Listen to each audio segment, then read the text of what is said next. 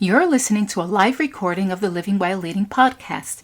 In this episode, I speak with Sonja Aboulez, the Executive Vice President of Parcel Business at Austrian Post. She shares her journey from her early days at IBM to spearheading transformational initiatives for numerous multinational organizations. We explore the challenges women face in leadership, including those they directly impose on themselves. We also discuss the importance of networking and the roles of mentorship and sponsorship. You'll also hear insights from Carina Berger, an Austrian Post Excellence Program participant who highlights the value of networking and leadership development. This episode is a must-listen for those interested in women's leadership and organizational diversity. You're listening to Living While Leading with your host, Sharon Ehrlich. Welcome, everybody, to the Living While Leading podcast. My name is Sharon Ehrlich, and I am the CEO and founder of Living While Leading, an executive coaching practice where I support high-performing professional women who want to live their lives, lead with purpose and impact. Today, I have a very special edition of the show, and that is that normally I would record this on LinkedIn Live, and I have the pleasure of being in person at the headquarters of the Austrian Post with a very special guest. But before we get to my guest, I just want to share a few things with you. The first thing is the why. Why did I create this podcast? When I was pursuing my career, I had limited access to women leaders and thought leaders. And I've created this podcast to amplify the voice of women in leadership roles, to provide access to these great minds to people in my community, and also to provide a mentor lesson for anyone who's listening in. So that's the why we're here, and this is one of the reasons why I invited Sonja Aboulez to be with us. So first off, Sonja, thank you for inviting me to these lovely offices here at the Post. Thank you very much for having me on your beautiful webcast. Yeah. And thank you for joining us here at our headquarters. It's my pleasure. I'm going to tell people a little bit about you. I hope I don't embarrass you. I'm going to read a few things about Sonja. So Sonja is a seasoned senior executive and diversity ambassador for female empowerment at the Austrian Post. With over 2 decades of global experience, Sonja has led transformational leadership initiatives, spearheaded talent development, and driven digital transformation across industries. As the Executive Vice President of Parcel Business, Sonja excels in business development, e-commerce, and sales operations. She's passionate about diversity, equity, and inclusion, and strategic leadership. I'm unsure if it's widely known, but Sonja is also an animal lover. She owns 3 dogs, 2 horses, and a cow. But I don't think they all live at home with you, do they? No, they don't. Yeah. Is there Luckily, they don't. Is there anything that I left out that you would like our viewers to know about you? Well, might be worthwhile mentioning after the 3 dogs, 2 horses, and the cow, that I also have a daughter, 16-year-old, and in the middle of her teenage dramas. Lucky you! Yes. Well, I've been there, so I can only wish you Godspeed. Yeah? Thank you. So if you don't mind, we're going to go right into it. I've prepared a few questions, which I think could be of interest to our listeners, to talk about your career, your journey, and some of your views. So I'm going to start with the first question. Can you describe your journey to becoming an executive vice president at Austrian Post? Were there any specific challenges you faced as a woman in your ascent to leadership? I try to be brief because we don't have too much time, because my journey, as you mentioned, 2 decades plus. Thank you for the plus and for not being too specific. No, seriously, thank you for the question. I really try to make it short. I started as a student. I was 21 or so at IBM. Actually in the telephone switchboard. Oh. When people called, we had that back then, Yeah. so that gives you a clue of how long that is.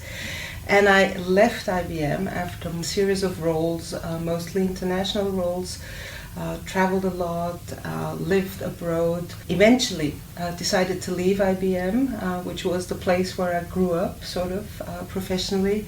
after some 25 years as a VP with $1 billion revenue accountability. Looking back, I don't really know how the journey happened.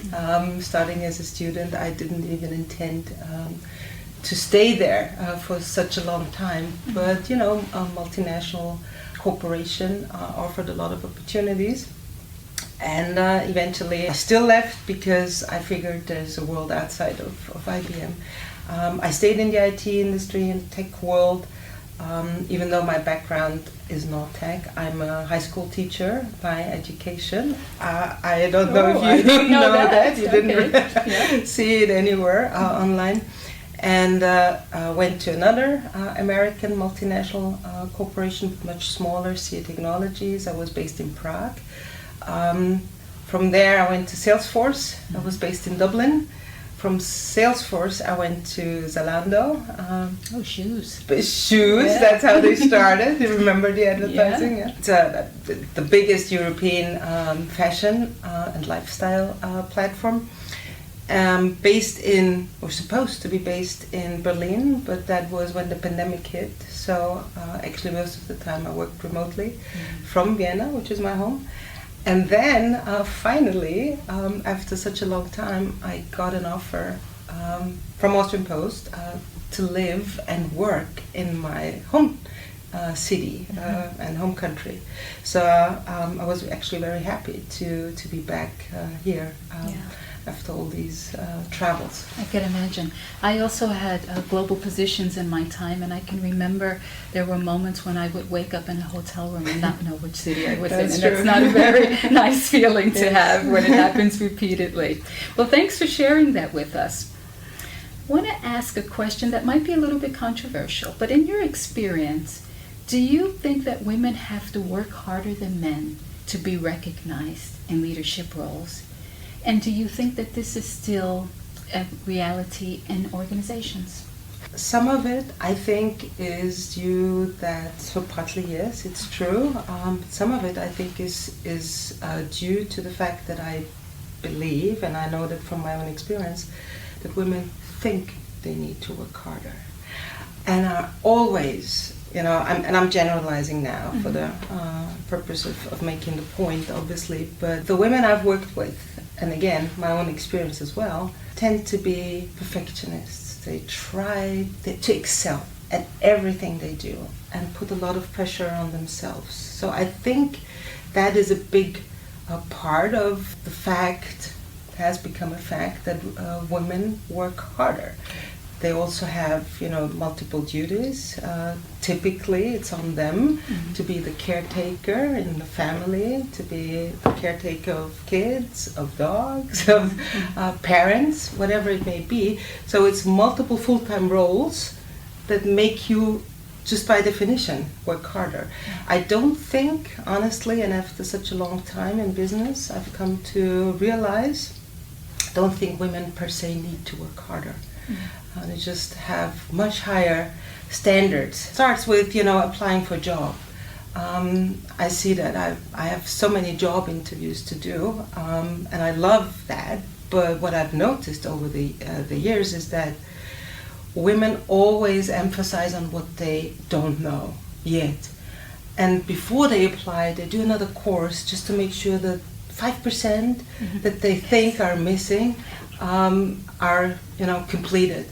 While, again, generalization, but I've seen many examples of that, and I'm sure there's research as well on that. Men tend to very self-confidently think, 80% of the job I can do. Not even 80%. Not even 80 sometimes, okay, I wanted to be kind. 50%, I'm cool, I'm the right candidate. I truly believe, and luckily in many companies, it's not the case that women need to work actually harder to be seen. Maybe work differently. Answer. Yeah, I appreciate that answer, because this is something that's coming up in a lot of my coaching engagements. And one of the things that I'm encouraging my clients to do is to renegotiate the relationship with perfection. Because this perfectionism can really run you into the ground. Absolutely. And sometimes good enough is really good enough, right? Yeah. And there are some things you do have to drive to 100% perfection, but not everything. Correct. Yeah, Very true. Thank you for sharing that response. Let's talk about quotas. This is another controversial topic. I love quotas. Do you think quotas for women in leadership roles is necessary for organizations to implement? Absolutely, yes. Okay. I said I love quotas. I'm in sales, so that's what makes us tick as well, aspirations and goals. And, you know, as I'm sure you know, and many of our listeners will know, you get what you measure unless there is a target, a KPI, a quota, whatever you want to call it. Also on creating a diverse, it's not just women, but a diverse environment. I don't think it will happen just by chance. We've seen it. Look at the history, how many years it took to get to 20, 30, 40% of women representation in leadership. We do have quotas at Austrian Post. It's part of our business objectives as leaders, and we're measured against that as one of many objectives, and we're making good progress. But I don't think in every team we would see the same progress if there wasn't a hard target. Right. Yeah. Right. Thank you for that. Talking about women and skills, what do you think are the critical ones that women need to develop in order to achieve leadership positions? Great question. I think networking, successful networking in terms of, you know, proactively reaching out to people, getting a mentor, proactively again asking people for help. In certain situations, even a sounding board doesn't even have to be a mentor. You can have multiple mentors for different situations. Being less self-critical, like we spoke about before. Perfection is not always needed. I think if I look back at my own career, networking earlier in my career could have helped, and reaching out to people, and perhaps also not taking myself too seriously, and getting to a meeting that was important 150% prepared. While men maybe the night before were hanging out at the bar, getting to the meeting in the morning with a hangover. Yeah, oh gosh. But everything was spoken about, arranged, networking done already, and, you know, coming to the meeting, slept enough, prepared myself, but I missed out on the important networking part. Also partly because I figured I'm not interested in that. I don't want to hang out at the bar. So I'm not suggesting we should do that more, or women should generally do that more, but do a little bit of it, and do it over coffee. It doesn't have to be in the evening. Invite people. You know, I'd like to share my perspective on something and get your view on it. And do it before a critical meeting, perhaps. Get the right people, you know, stakeholder management involved up front. Yeah. I see that still, that a lot of women don't do that. Yeah. They're too shy. Well, you know what? You touched on something. You almost triggered me, I have to say, because when I think back on my career, which was also quite a long one, that was also my weakness. I kept my head down. I worked really hard. I never wanted to go to the bars. I like to drink and party, but I never wanted to do it in the context of this business thing. And it cost me. It slowed things down, let's put it like that. I think that the trajectory of my career could have been a lot different if I would have put myself out there a bit more. So I think this is very, very interesting statement. The other thing that you mentioned, Sonja, which I think is important, is about mentoring and sponsorship. It's something that I talk about very often. Who's talking about you when you're not in the room, right? Having a sponsor. And I know sponsorship happens with trust. You just can't tap someone on the shoulder and say, can you be my sponsor? But eventually when people get to know, like, and trust you, they're more willing to talk about you when you're not in the room. Right. Isn't that right? And also, what do they say when you're not in the room? Yeah.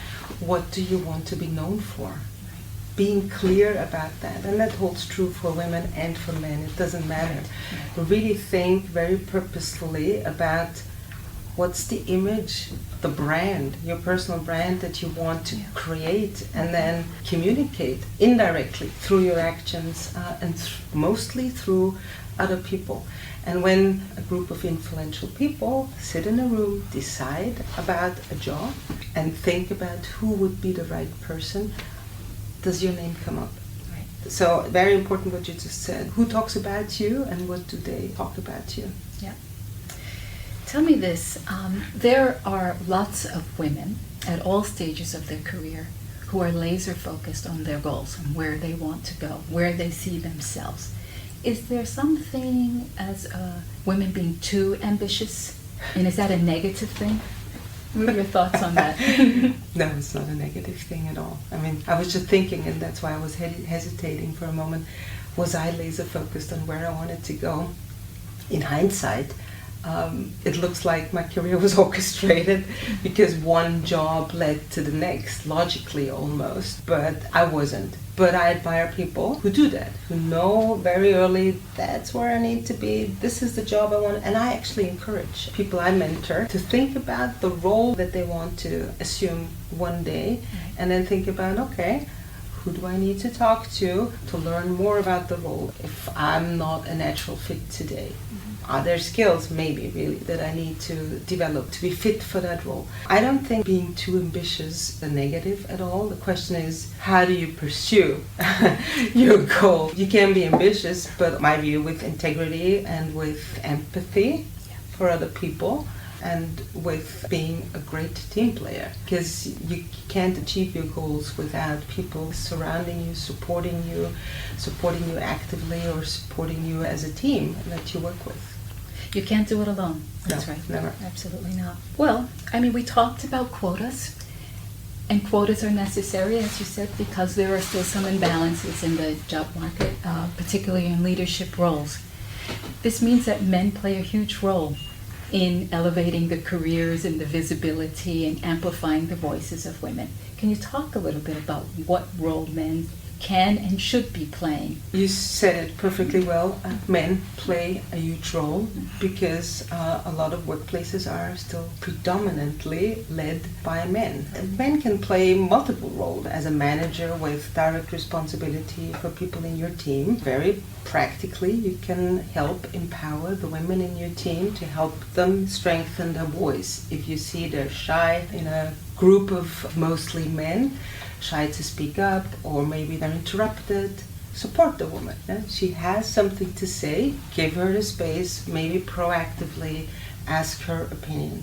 Do it maybe in a one-on-one to coach her, to help her, support her empowerment. You can be a mentor. You don't have to be a manager. You can be a mentor. You can help women progress in their career by giving them feedback. A lot of women don't ask proactively for feedback. And a lot of women also, I've noticed that again, my own experience too with myself, don't talk too much about what they have achieved or what they want to achieve. And like, if I do a great job, someone will recognize it, and eventually I will be promoted, I will be seen for another role. But they don't network, they don't have a sponsor, they don't have mentors. And if you don't have all of that, if you don't network, if you don't think about the brand you want to portray, how will you be recognized? It's hard also if you're not seen. So give women in your team or in your organization stage, help them strengthen their voice, and if needed, coach them in a one-on-one. Let's talk about something that is always in the headlines of all magazines and news stories: imposter syndrome. Oh my God, yes. I also coach mid-career women, and this is a topic that comes up very often: how to overcome imposter syndrome, being overwhelmed by imposter syndrome, being silenced by the thoughts in one's head. What advice would you give to women who are experiencing this, and have you ever faced it yourself? I'm not sure if I've faced imposter syndrome, because it's quite a complex, and you're right, it's a complex topic, and it can have very, very severe implications on the person experiencing imposter syndrome. But I think there's a spectrum, like with many other syndromes. Of course I've experienced insecurities. Of course I've experienced doubts. Can I do this job? Am I the right person? I wouldn't say I've experienced imposter syndrome in the very, strict sense of it.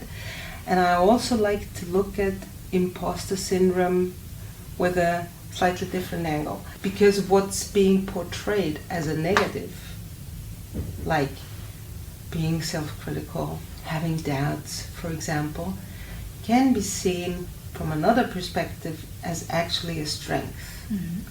Being self-critical can also mean I'm self-aware and I'm maybe humble. Having doubts, same thing. I'm not bragging about myself. I'm having doubts and I'm self-aware and I'm self-critical. I think the problem starts when it's overwhelming, and then when it's not a healthy balance of being self-critical, having doubts, thinking, am I the right person for this job? And if you don't find strategies to deal with that, there are strategies to deal with this. First one, and we spoke about this earlier, in my view, is not striving for perfection and not having, overwhelming goals in front of you, setting overwhelming goals for yourself. Set smaller goals, and then along the way, celebrate.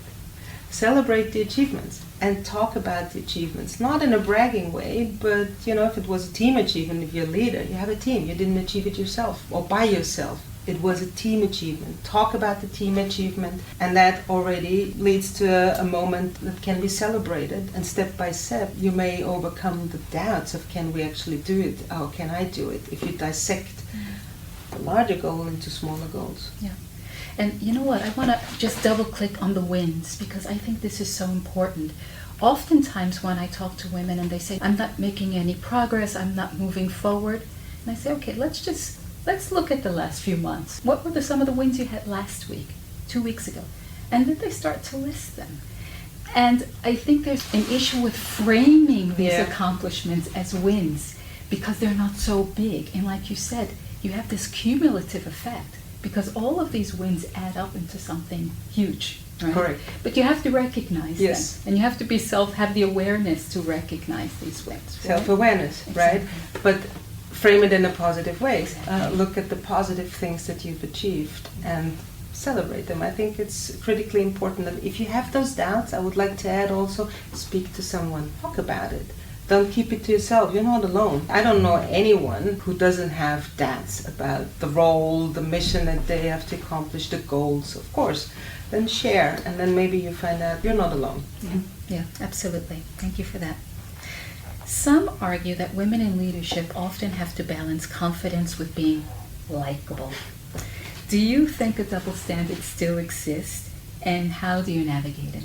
I think it does exist, yes. Very often they need to be the ones who don't fight, who don't argue, maybe give in. How do I navigate it? I like to be respected, and I don't need to be liked. It may sound arrogant, but I think it's fundamentally different things to be liked or to be respected. You can be liked because you're very comfortable to work with, because you don't speak up, because you don't speak your mind, because you don't provide critical input. If you don't like something, you don't say it. So, as a nice person, always smiling, being nice, avoiding conflict, that's not healthy. And that's not healthy for any organization. And first and foremost, it doesn't help yourself. So I stopped wanting to be liked. Maybe in my earlier, younger days, it was more important. It's a privilege of age, too. I speak my mind, of course, in a respectful way and with hope, always with the right level of empathy. But ultimately, it may sound harsh, but it doesn't matter to me if people really like me, need to respect me, and it comes as a benefit. If we like each other, and luckily in this workplace here in my team, I think most of the times we like each other, like to work with each other, but it's more important to be respected. Thank you for that. I want to talk specifically about Austrian Post. How do you foster an inclusive culture at your organization that supports the growth of women at all levels? And what policies and initiatives have made the most difference? Austrian Post actually is, in my view, quite advanced in supporting, empowering women at all levels. I mentioned that before. We have quotas even that started a couple of years ago, and I think it has become part of the DNA. We have diversity and culture program at Austrian Post. We have diversity networks. And one of the network is specifically dedicated to women in leadership and how to promote women in leadership. I happen to be the sponsor, diversity sponsor for that network group. And there was an invitation out there, like by now 2 years ago, to everybody in Austrian Post to be part of any of these networks. We have LGBTQI plus network, we have a network for supporting people with different backgrounds, cultural backgrounds and their needs. We have 20,000 people just in Austria and 30,000 including our subsidiaries. It's a very diverse group of people. Different cultures, different languages, different religions, lifestyle. And these networks have been very positively welcomed in the organization. And what we do is in these networks, my network for example, of around 55, 60 men and women, mostly women, but also some men. I'm happy for that. We come together on a regular basis, we have workshops, we pick topics that we want to work on. We have created a couple of themes. One theme is around culture and communication. As an example, to create more awareness with some leaders who might not be super aware of the needs that women need, be it flexible work hours, be it empowerment in meetings, be it time off for a sick child, etc. With the measures that we defined coming out of that group, we went into the board and we introduced it to the board, the senior leadership board. So we have 3 board members, CEO and CFO and CPO, and they approved all of the measures. To example, as a starter, there is a training offered at Austrian Post, which is, it's even called Female Empowerment. And it's a new training in our library, and we feel it might make sense for every leader to take that training. Not just women who are interested in the topic, but male leaders and female leaders. And we're starting, so the senior leaders in the company, we're starting to take that training first, and then we'll roll it out to other leaders. It's one thing. I mentioned the quotas already. We celebrated International Women's Day, March 8th of this year, and we had a broadcast. We had a guest speaker, Christina Wilfinger, the CEO of SAP in Austria. She came here, gave a keynote speech, and then we broadcast the live event to a couple hundreds of colleagues who tuned in. And we're not stopping there, so there's more to come, because these diversity network groups are not going away. It's a constant work. Needs are evolving. Right now we're talking about how to support flexible leadership models, like part-time leadership, for example. Of course, it's not possible in every area. We have to understand and acknowledge that in Austrian Post we have a lot of operational jobs as well. You're here in the headquarters, but there are jobs out there in the field. Zusteller, the people who bring you the parcel and the letters, the mail. We have people in the logistics centers. So there is not one size fits all, and we're working across network groups. There's another network group that addresses family and leadership. So, there's a lot of parallels that we're working on, and this is one topic that we're working on across the groups. And as a matter of fact, I have a young colleague, a lady, who came back from her maternity leave part-time, and now she's being promoted to leader with some 30 hours or so, and I'm sure it will work out fine. That's great. First I want to comment on this education. I think this is such a fabulous idea to have the male leaders also go through this education, because they become better allies. They become aware of things that they probably were not even aware of, and it just makes them so much more attuned and switched on to the environment around them. Another program we have is around developing leaders and developing young talents to become leaders at some point. So we have Excellence Program, where very talented young leaders or to-be leaders are selected, by the leadership team, management team, senior leaders, and then attend a year, sometimes more than a year. I think it's 12 to 18 months. A program with different workshops, different experiences, external trainings as well, opportunity to get mentors and so on, to be prepared in a multifaceted way for future leadership role or for their imminent leadership role. And actually we have a colleague here, Carina from our legal department. She joined. Pleasure to join. Hi, Carina. Carina joined Austrian Post 3 years ago, and she's one of the successful graduates of our most recent Excellence Program round. It's a pleasure to have you here with us, Carina. Thank you for the invitation. Sure. Why don't you tell us a little bit about the Excellence Program? As Sonja already mentioned, it's currently in the third turn. I took part last year and just finished. And it's a great program with the aim to support talent who are selected by the department heads for positions with greater responsibility. There are a lot of different elements in the program, a lot of seminars, a lot of coaching also, a lot of mentorship also by the own manager, but also with managers. Like, for example, we had an interview with Sonja, and she gave us a lot of insight, what's important for her, what's important tips and tricks, and what takeaways from her. So it's a lot of insight also from current leaders. Yeah, so you get a big spectrum. It's an international program, so it's not only at Austrian Post, it's also including our subsidiaries. And so it's a big group of people, and you have a really group-wide network of people who are in the same position, in the same stage, and that's also a main focus in the program, to get the network that Sonja already mentioned, that is so important. So you meet a lot of people that you don't usually have a lot to do with on your daily basis, but you have some kind of team spirit or group feeling within the program. And would you say that is the biggest value that the program delivered to you, or is there some other value that you got from it as well? I guess that's the biggest. Really, the network itself is really it's really important, again, in your daily basis, but also for just to gain insights in different departments and to get to know Austrian Post also and the subsidiaries. But what was also really positive was the great or broad knowledge we got through seminars, workshops.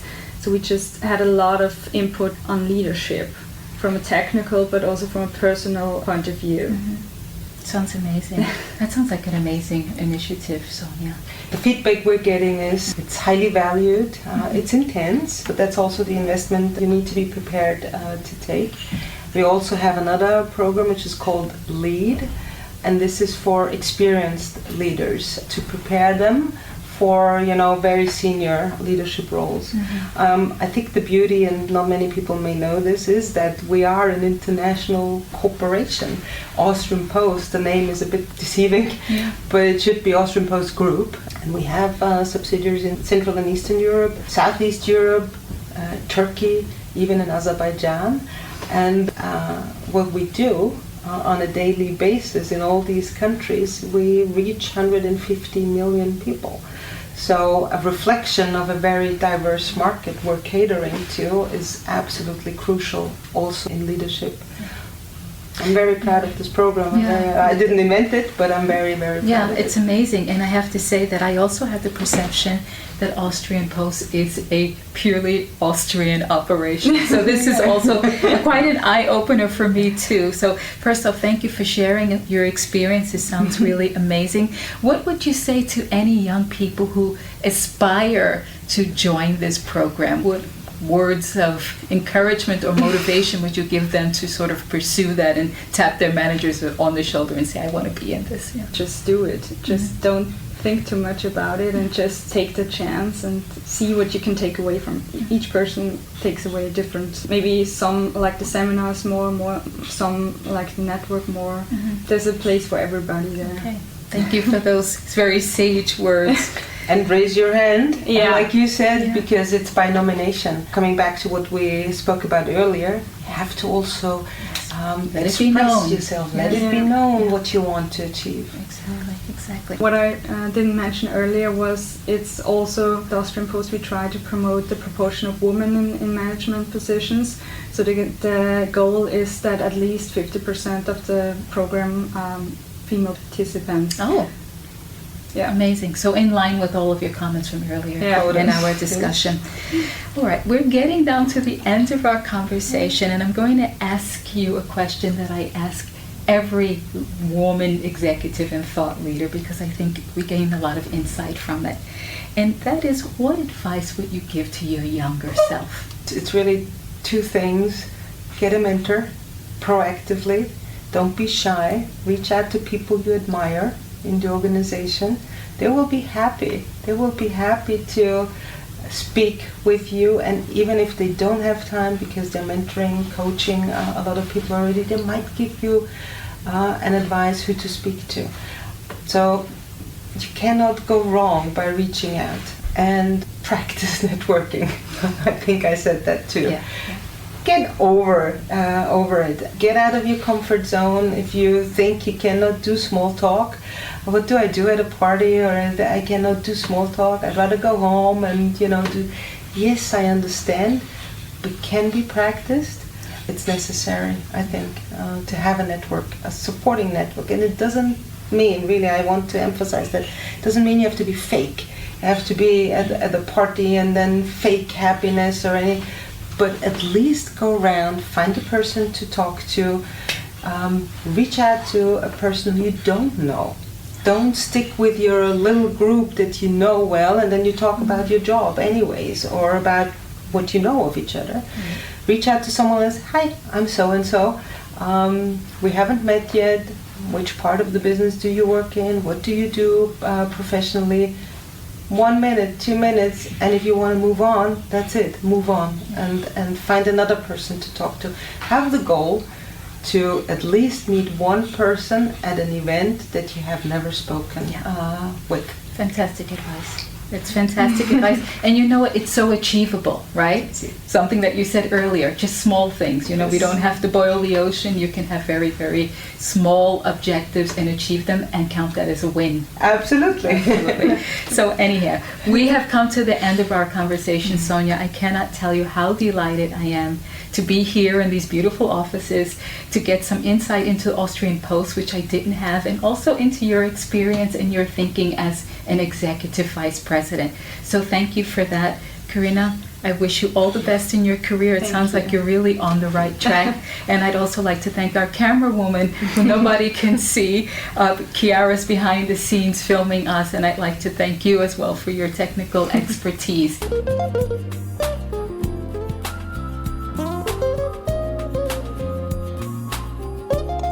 Thanks for listening today. This is your time. Give yourself permission to reclaim what's important to you and be who you want to be. If you're getting value from this podcast, please subscribe, share it, or write a review. And connect with me on livingwhileleading.com or on LinkedIn. And don't forget to tune in next week.